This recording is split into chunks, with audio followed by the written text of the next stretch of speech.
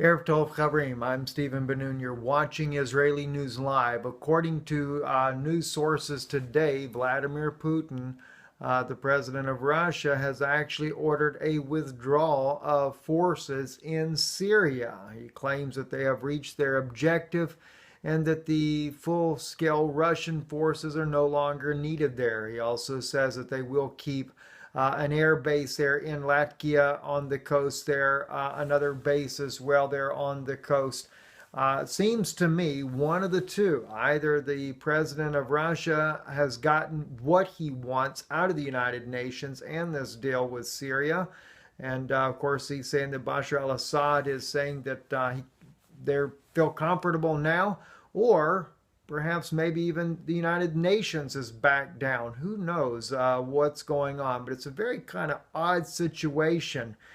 I've also wondered too if it's not a possibility that Russia felt kind of surrounded with the United States, NATO allies, Turkey, Saudi Arabia, everybody there ready to poise, ready to make an attack on Bashar al-Assad, and is Russia just going to get caught up in a major quagmire?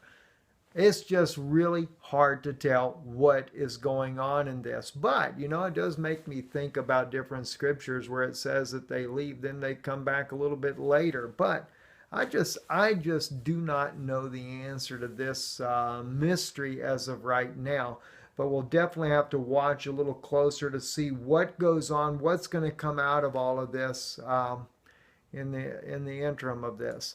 Anyway, another interesting thing that was wanting to work on, get put together for you today. We did get a little bit caught up in a video that we were working on with my wife. It's a wonderful message that she brought out today. You'd have to go to Rise Women of God. I'll make sure to put a link to her channel for you to see just a beautiful video that she did today. We spent the majority of the day doing that. But getting back to this here, I am working on doing a video about the one world religion. Just exactly what does this entail? What's going on in the background here? Everyone thought that the Arabs would make a one world religion and this would be where the Antichrist comes from. Well, there's something very unique that I stumbled across just recently, but I need to put together for you more information so that you can better understand it. But it is dealing with the fact that Pope Francis did a communion service in 2014 during Passover at the upper room, just there at David's tomb.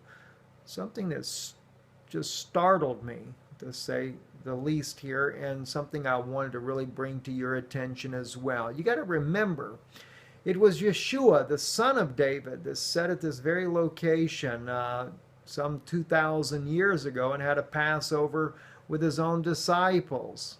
The son of David was sitting on the throne of David. And by the way, there is a lot of archaeological evidence that does prove this is where they call King David's tomb. It is really King David's tomb. And it's one of the reasons why the Pope was very insistent on making sure that he sat there in the upper room there. Do you realize what he is saying by doing this? He is inevitably putting himself there as the son of David. If you notice in some of the photos there that they took of him in the upper room, he wears his triple crown. I don't see any Muslim Mahdi going to Jerusalem in the upper room on King David's site there, and then wearing themselves a crown, professing to be that king, that son of David, other than the Pope of Rome. Also, another thing that kind of caught my attention is when we did the video about Michelle Bachmann and how the Lord revealed to me in that video as well that there's a fight going on. There was a fight going on back in the days of David, as Abigail points out to David as well, and it was Saul, who was just did not do God's bidding, but nonetheless was still trying to hold on to the throne. This is the way the Rome is today. They are not doing God's bidding.